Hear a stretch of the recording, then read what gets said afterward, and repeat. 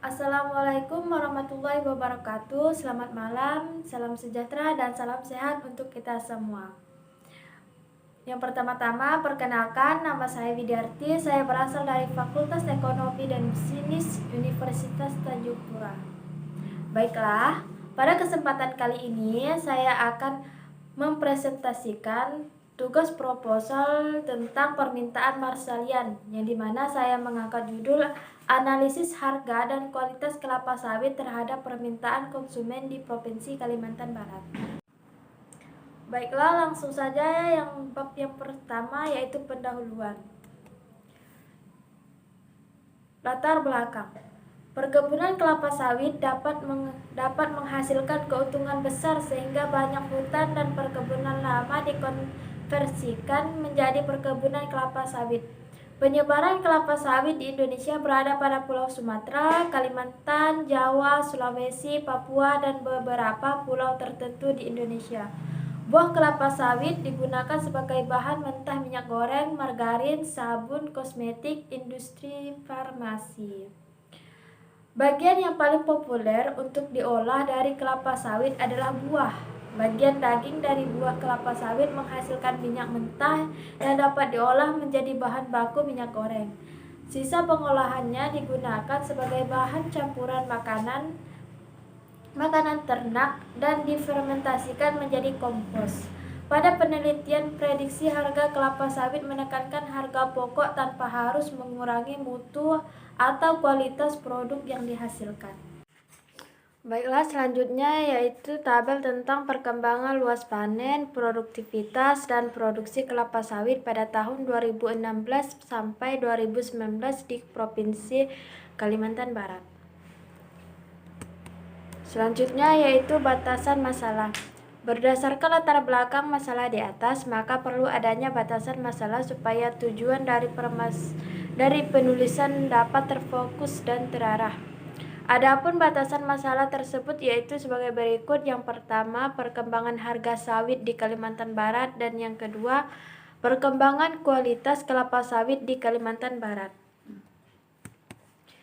Selanjutnya yaitu rumusan masalah. Permasalahan penelitian berdasarkan judul yaitu yang pertama, bagaimana pengaruh harga kelapa sawit terhadap permintaan konsumen di Provinsi Kalimantan Barat, dan yang kedua, bagaimana pengaruh kualitas kelapa sawit terhadap permintaan konsumen di Provinsi Kalimantan Barat.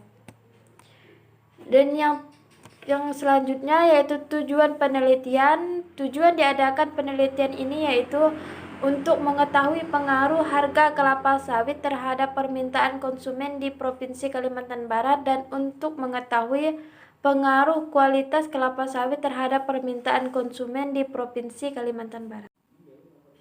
Selanjutnya yaitu bab kedua, tinjauan pustaka. Yang pertama, komoditi kelapa sawit. Kelapa sawit adalah tumbuhan industri atau perkebunan yang berguna sebagai penghasil minyak masak, minyak industri, maupun bahan bakar. Pohon kelapa sawit terdiri dari dua spesies yaitu Ilex guinensis dan Ilex aloe vera yang digunakan untuk pertanian komersil dan pengeluaran minyak kelapa sawit. Pohon kelapa sawit Ilex guinensis berasal dari Afrika Barat di antara Angola dan Gambia. Pohon kelapa sawit Ilex aloe vera berasal dari Amerika Tengah dan Amerika Selatan. Kelapa sawit menjadi populer setelah revolusi industri pada akhir abad ke-19 yang menyebabkan tingginya permintaan minyak nabati untuk bahan pangan dan industri sabun. Menurut Batubara pada tahun 2002, kelapa sawit merupakan salah satu tanaman perkebunan yang dapat tumbuh baik di Indonesia, terutama di daerah-daerah dengan ketinggian kurang dari 500 meter dari permukaan laut. Penanaman kelapa sawit tidak disarankan pada lahan yang lebih tinggi dari 500 meter dari permukaan laut karena tanaman akan mengalami pertumbuhan yang lambat, sehingga umur pertama produksi tidak dapat dicapai tepat pada waktunya, walaupun untuk pertumbuhan selanjutnya akan cukup memuaskan. Tinjauan pustaka selanjutnya yaitu harga kelapa sawit. Menurut Tiptono tahun 2005, harga merupakan satuan moneter atau ukuran lainnya termasuk barang dan jasa lainnya yang ditukarkan agar memperoleh hak kepemilikan atau pengguna suatu barang atau jasa. Harga merupakan komponen yang berpengaruh langsung terhadap laba perusahaan. Harga adalah atribut paling penting yang dievaluasi oleh konsumen sehingga manajer perusahaan perlu benar-benar menyadari peran tersebut dalam menentukan sikap konsumen. Harga sebagai atribut dapat diartikan bahwa harga merupakan konsep keanekaragaman yang memiliki arti berbeda bagi konsumen, tergantung karakteristik konsumen, situasi, dan produk. Menurut Bekti Setiawati pada tahun 2006. Adapun faktor-faktor yang memengaruhi harga tandan buah segar kelapa sawit yaitu yang pertama umur tanaman, yang kedua kadar asam lemak bebas, yang ketiga biaya operasional pasca panen, yang terakhir kebijakan pemerintah.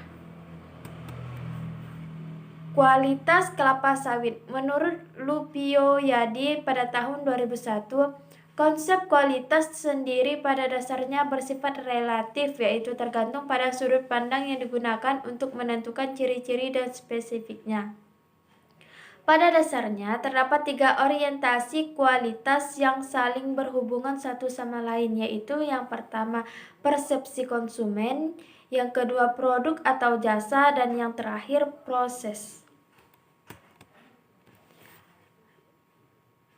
Yang selanjutnya yaitu konsumen. Dalam hal pemasaran produk tentunya ada yang terlibat dalam pembelian suatu produk atau jasa yang sering kita sebut sebagai konsumen. Konsumen merupakan semua individu dan rumah tangga yang membeli atau memperoleh barang atau jasa untuk dikonsumsi pribadi. Killer dan Kotler pada tahun 2009. Dan yang selanjutnya yaitu permintaan Marshallian. Pada dasarnya, permintaan atau demand sebagai cermin perilaku konsumen secara sederhana dapat dijelaskan melalui 2 pendekatan, yaitu pendekatan ordinal dan kardinal. Pada penulisan ini, permintaan lebih fokus akan dibahas melalui pendekatan ordinal dengan mengambil penjelasan yang diterangkan oleh Marshall. Sehingga hasil akhir dari kajian yang berupa fungsi permintaan ini disebut sesuai dengan nama penemunya, fungsi permintaan Marshallian atau Marshallian Demand Function, seorang ekonom Inggris yang bernama Alfred Marshall pada tahun 1890.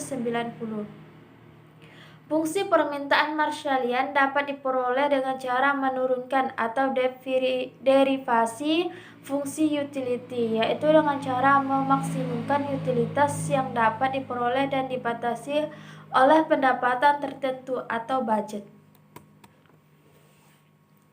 Selanjutnya yaitu mengapa diperlukannya derivasi, karena akan mencari titik ekstrim atau puncak maksimum dengan asumsi bahwa konsumen memiliki pendapatan tertentu atau konstan dalam kurung B dan menjalankan seluruh pendapatannya yaitu money income atau sampai yield konstan.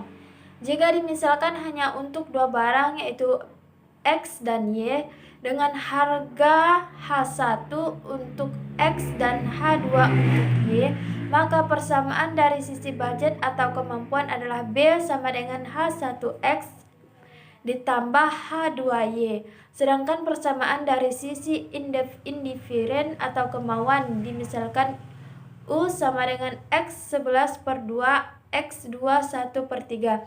Selanjutnya, untuk mencari solusi yang memaksimumkan utility konsumen dengan pendapatan tertentu, maka persamaan-persamaan tersebut dapat disusun kembali dalam suatu model persamaan Lagrangian. Untuk mendapatkan keseimbangan konsumen atau consumer equilibrium, yaitu suatu kondisi di mana kemauan indifferent sama dengan atau bersinggungan dengan kemampuan atau budget. Utility U sama dengan X 1/2, Y 1/3, budget B sama dengan H1X ditambah H2Y. Penyelesaian persamaan di atas dengan pendekatan model Lagrange atau L adalah sebagai berikut.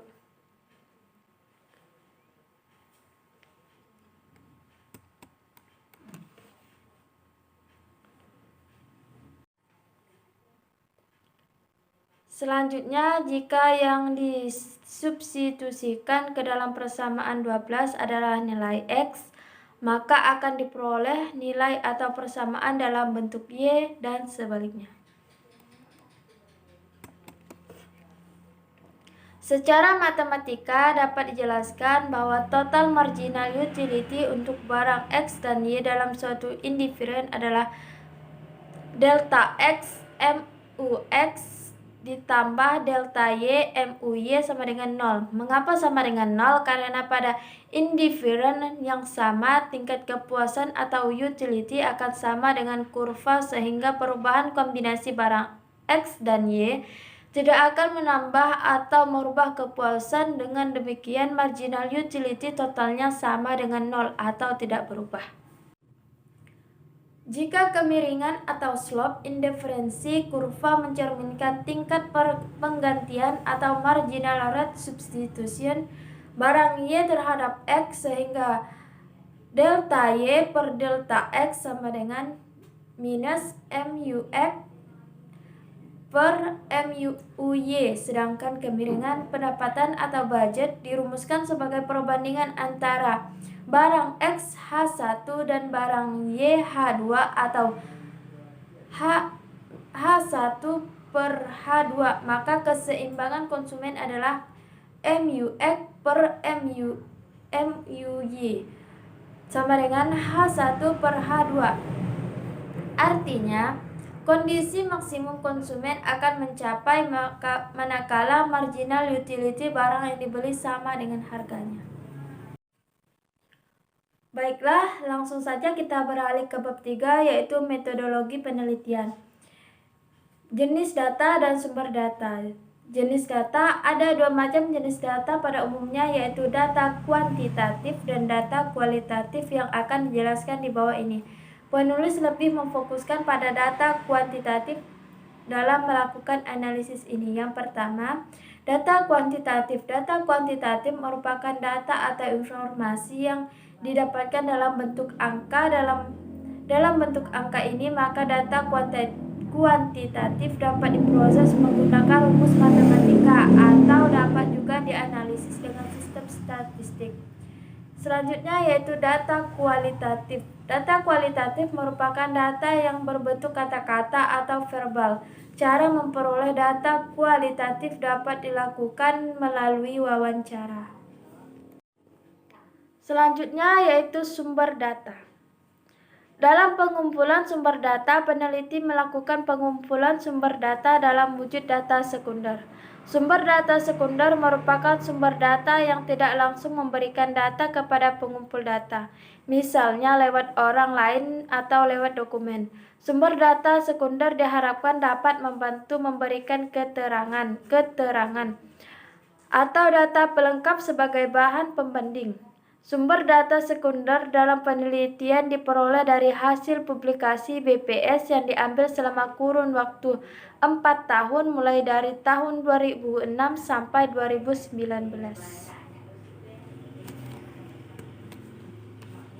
Analisis data. Analisis deskriptif. Analisis deskriptif menggambarkan tentang ringkasan data-data penelitian seperti mean, standar deviasi, modus, varian. Analisis deskriptif ini dapat dilakukan memberikan penjelasan dalam penelitian lanjutan untuk memberikan hasil yang lebih baik terhadap penelitian regresi. Analisis deskriptif bersifat penjelasan statistik dengan menggambarkan data tentang nilai minimum, maksimum, min, dan standar deviasi. Prayitno pada tahun 2010. Selanjutnya yaitu analisis regresi berganda. Digunakan metode regresi linear berganda dengan alasan variabel bebas terdiri dari dua variabel. Berdasarkan dua hubungan variabel yang dinyatakan dengan persamaan linear dapat digunakan untuk membuat prediksi ramalan tentang besarnya nilai Y atau variabel dependen berdasarkan nilai X, variabel independen. Ramalan prediksi tersebut akan menjadi lebih baik jika kita tidak hanya memperhatikan satu variabel yang mempengaruhi atau variabel independen, sehingga menggunakan analisis regresi linear berganda. Adapun bentuk persamaan regresi linear berganda yang digunakan dapat dirumuskan, yaitu Y sama dengan A ditambah B1 X1 ditambah B2 X2 ditambah E. Keterangan Y sama dengan variabel terkait permintaan konsumen, A sama dengan konstanta, B1 koefisien variabel X1, X2, X1 adalah harga kelapa sawit, X2 kualitas kelapa sawit, dan E adalah kesalahan. Analisis regresi ini dilakukan sebagai uji statistik untuk mengetahui faktor pengaruh kualitas dan harga kelapa sawit terhadap permintaan konsumen. Baiklah, sekian dari saya. Mohon maaf jika terdapat kekeliruan. Wabillahi taufiq wal hidayah. Assalamualaikum warahmatullahi wabarakatuh.